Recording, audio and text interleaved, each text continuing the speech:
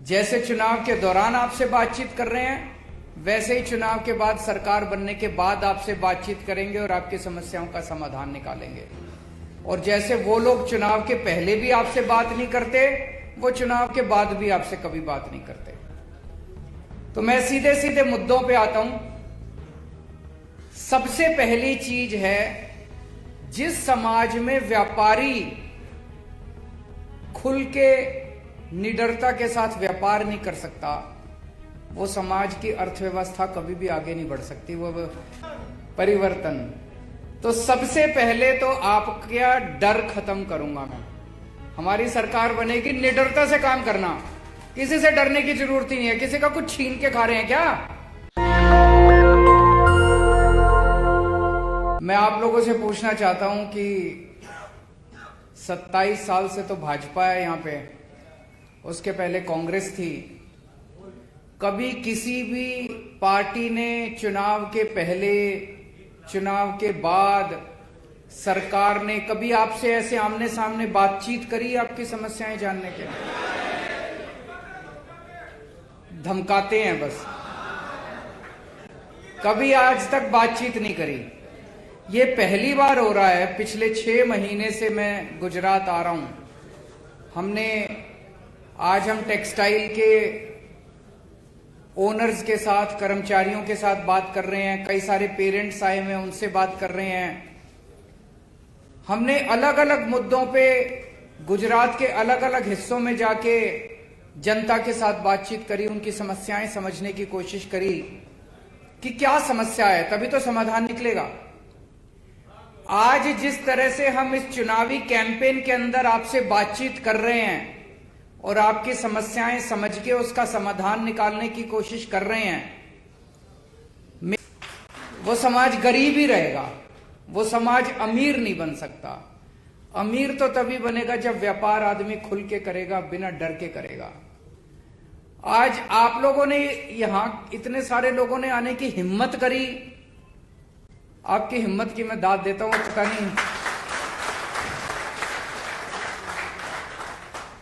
पता नहीं कितने आप में से कितने लोगों के नोटिस वोटिस आ जाएं, रेड वेड हो है कि नहीं है? ऐसा डर का माहौल पैदा कर रखा है इन्होंने, ऐसा डर का माहौल पैदा कर रखा है। मैं एक छोटा सा उदाहरण देता हूं। कल हमारा एक कार्यकर्ता नीचे सड़क के ऊपर रेडी पे कुछ खाने के लिए गया, उसको भूख लगी थी। तो रेडी पे खाते खाते उसने पूछा, किसको वोट दोगे भैया? बोले भाजपा। फिर बैठ गया वो, वहां पे स्टूल पड़ा था, स्टूल पे बैठ के खाने लगा, बातचीत होने लगी। थोड़ी देर बाद रेडी वाला कहता है कि सर हमारी पूरी गली झाड़ू को वोट दे रही है, मैं भी झाड़ू को वोट दे रहा हूं। सो उसने पूछा भाई भाजपा क्यों बोला? बोला सर आप शक्ल से भाजपा वाले लग रहे थे, मैंने सोचा मारोगे मेरे को। बताओ, एक आम आदमी गुजरात के अंदर ये नहीं बता सकता कि मैं इसको वोट दे रहा हूं कि उसको वोट दे रहा हूं। क्या डर का माहौल है गुजरात के अंदर। गलत तो नहीं कह रहा जी? मैं तो अब ये कह रहा हूं कि सड़क पे ये जो सर्वे करने वाली कंपनियां आ रही हैं पूछने लोगों से, जितने भाजपा बोल रहे हैं वो वोट झाड़ू को देने वाले हैं। और देख लेना, कुछ चमत्कार ही होने वाला है इस बार। परिवर्तन, तो सबसे पहले तो आपका डर खत्म करूंगा मैं। हमारी सरकार बनेगी, निडरता से काम करना, किसी से डरने की जरूरत ही नहीं है। किसी का कुछ छीन के खा रहे हैं क्या? अपना काम कर रहे हैं, 24 घंटे खून पसीना बहा रहे हैं, मेहनत कर रहे हैं। अभी मनोज केजरीवाल जी ने कहा 18 साल से इन्होंने अपने माँ बाप को नहीं देखा था, माँ बाप को छोड़ के और यहाँ पे काम करने आए। और उसके कितने लोग हैं जो अपना घर बार छोड़ के 24 घंटे मेहनत करते हैं कि 2 पैसे कमा जाए, और उसके बाद ये इतनी गुंडागर्दी करते हैं। इस गुंडागर्दी से सबसे पहले मुक्ति दिलाएंगे, आप खुल के काम करना।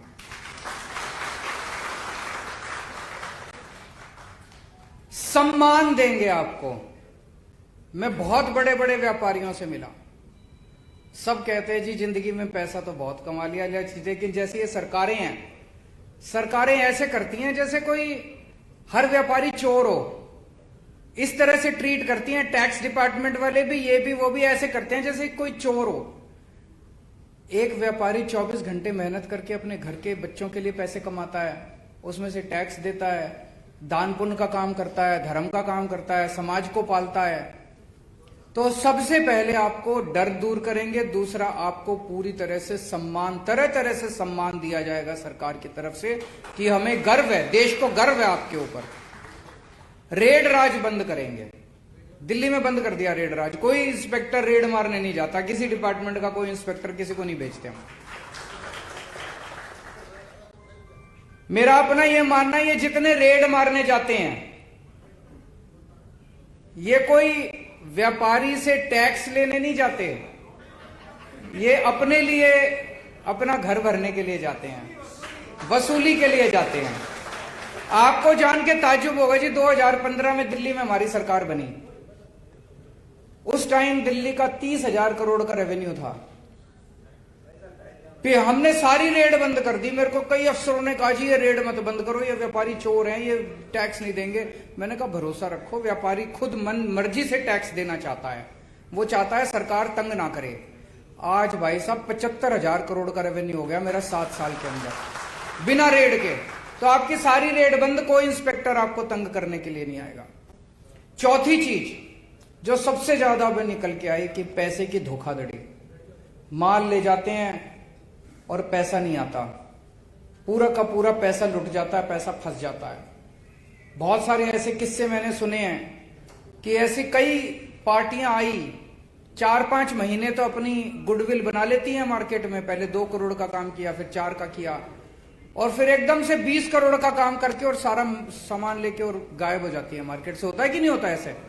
और कई लोग इस तरह से डूब चुके, उनका सारा पैसा फंस चुका। इसके लिए स्पेशल कानून लेके आएंगे, आपको प्रोटेक्शन देंगे इसके खिलाफ। अभी 1-2 सुझाव तो आए कि उसमें क्या होना चाहिए। आपकी एफआईआर भी होगी, आपको परेशान भी नहीं करेंगे, और केवल कोरी एफआईआर से आपको अंत पंत में आदमी को एफआईआर थोड़ी चाहिए, अंत पंत में तो अपना पैसा चाहिए वापस, है ना? तो एफआईआर भी होगी और पैसा भी वापस दिलाएंगे आपको आपका। और ये पेमेंट की प्रॉब्लम केवल सूरत की या गुजरात की नहीं है, पूरे देश की है। जितने व्यापारी हैं, मैं तो व्यापारी समाज से आता हूं, जितने व्यापारी हैं सब इस पेमेंट की प्रॉब्लम से जूझ रहे हैं। मैं समझता हूं गुजरात के लोगों के साथ मिलकर, सूरत के लोगों के साथ मिलकर एक नया ऐसा कानून लेके आएंगे जो शायद पूरे देश को एक दिशा दिखाएगा, पूरे देश के लिए इस समस्या का समाधान निकल सकता है। आज व्यापारी के सामने सबसे बड़ी समस्या पेमेंट की धोखाधड़ी की है। इसके लिए सख्त कानून बनाएंगे और आपकी पेमेंट आपको दिलाएंगे। 5वीं चीज, सूरत को गुजरात का नहीं पूरे देश का गारमेंट हब बनाएंगे। एक नया इंटीग्रेटेड टेक्सटाइल पार्क बनाया जाएगा जो पूरी तरह से एक्सपोर्ट ओरिएंटेड होगा। उसमें आपको तरह तरह की सुविधाएं दी जाएंगी। सुविधाएं सरकारी तौर पे इन द सेंस की, मान लो टैक्स ब्रेक्स हैं, टैक्स इंसेंटिव्स है, वो भी दिए जाएंगे, और सारी फैसिलिटीज भी बना के देंगे। अभी मेरे को पता चला मल्टी स्टोरीड बिल्डिंग्स में आप काम करते हैं, वहां ना पानी है ना सीवर है, बुरा हाल है आप लोगों का। इसको सारे को मॉडर्नाइज करेंगे, पूरी सारी समस्याओं का समाधान निकालेंगे। आपको पानी भी देंगे, सीवर भी देंगे, बत्ती भी देंगे, सस्ती बत्ती भी देंगे, सारी सुविधाएं दी जाएंगी ताकि हजारों बच्चों को रोजगार मिल सके, खूब प्रोडक्शन हो सके और देश को डॉलर के रूप में एक्सपोर्ट इनकम भी हो सके। छठा, एमएसएमई का बेनिफिट आप लोगों को नहीं मिलता।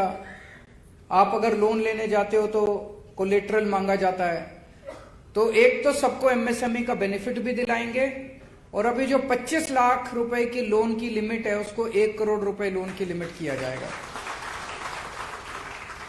7वां, जीएसटी से बहुत सारी परेशानी है, जीएसटी के रेट से परेशानी है, उसको हम केंद्र सरकार के साथ उठाएंगे।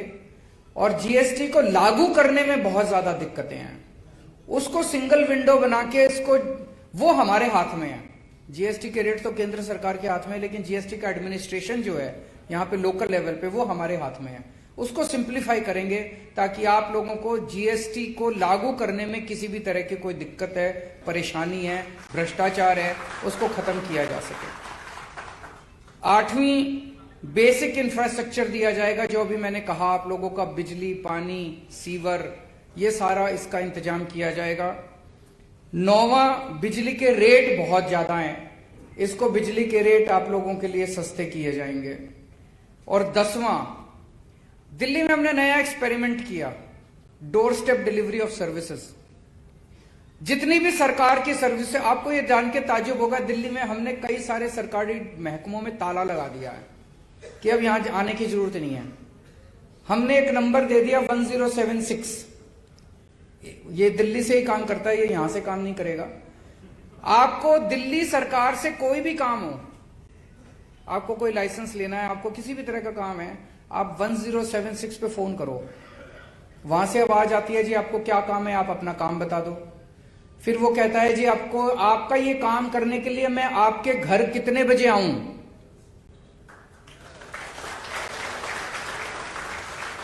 आपको सरकारी डिपार्टमेंट में जाने की जरूरत नहीं है, सरकार आपके घर आके आपका काम करके जाएगी। आप अगर कहते हो जी मैं तो लेट आता हूं दफ्तर से, रात को 10 बजे आना, रात को 10 बजे दिल्ली सरकार से एक अफसर आपके घर आके आपका काम करके जाता है। किसी दलाल के चक्कर काटने की जरूरत नहीं, किसी को रिश्वत देने की जरूरत नहीं, दफ्तर से छुट्टी लेने की जरूरत नहीं, सब कुछ ऑनलाइन है। और जो ऑनलाइन ना कर सके उसके door step delivery of services है। इसको गुजरात में भी लागू करेंगे। आपको किसी दफ्तर में जाने की जरूरत नहीं है, किसी को पैसे देने की जरूरत नहीं है, किसी दफ्तर के चक्कर काटने की जरूरत नहीं है। अपना काम करो, फलो फूलो, यही हम चाहते हैं। आप फलोगे तो देश तरक्की करेगा, और आप अपना धंधा छोड़ के सरकारी दफ्तरों के चक्कर काटोगे तो देश भी कैसे तरक्की करेगा। ये सरकारी दफ्तरों को भूल जाना, एक बार हमारी सरकार बनेगी, आप चिंता मत करना, सरकारी दफ्तरों को हम संभाल लेंगे, आप अपना धंधा संभालना।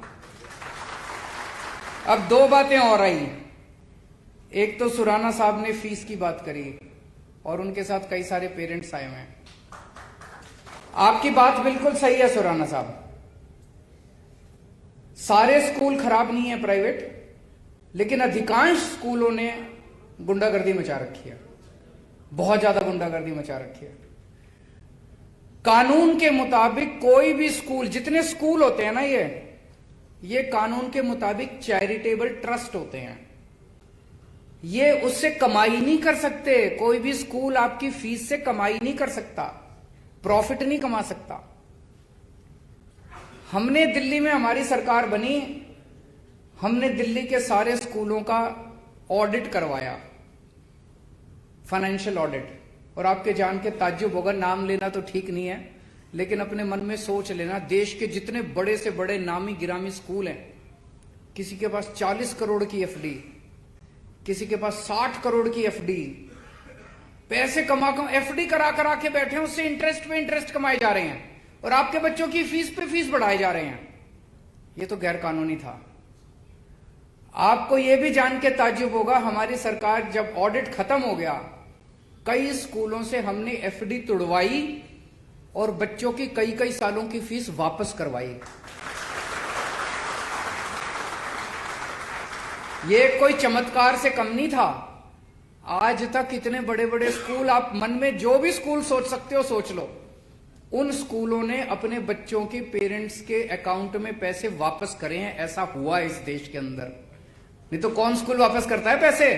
कभी लाइब्रेरी फीस, कभी डेवलपमेंट फीस, कभी पिकनिक फीस, कभी ढिमका फलाना ढिमका फीस, फीस पे फीस लेते रहते हैं ये लोग। तो एक ये करा, और उसके बाद हमने ये कर दिया, भाई कोई भी फीस अगर बढ़ानी है तो आप सरकार से परमिशन लोगे। 7 साल से दिल्ली में किसी स्कूल को फीस नहीं बढ़ाने दी हमने आज तक। गौतम साहब ने कहा कि उनकी बच्ची को स्कूल से निकाल दिया गया, तो 2 चीज है सुराना साहब, एक तो सारे गुजरात के लोगों को कह दो हमारी सरकार बनवा दें, अगले 5 साल तक किसी प्राइवेट स्कूल को फीस नहीं बढ़ाने देंगे, ये मेरी गारंटी है। और दूसरा, गौतम साहब जैसे जितने लोग हैं जिनके बच्चों को इन्होंने गुंडागर्दी करके स्कूल से बाहर कर रखा है, सरकार बनने के 24 घंटे के अंदर सारे बच्चे स्कूल के अंदर होंगे।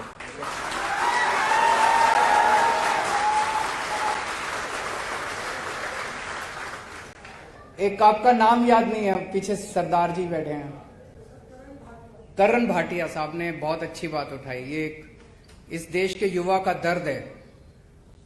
इस देश, आप तो किस्मत वाले हैं, आपके पिताजी के पास पैसे थे, आप 30-40 लाख रुपए देके कनाडा से पढ़ाए, लेकिन इस देश की अधिकांश युवा जो हैं वो बेबस हैं, लाचार हैं।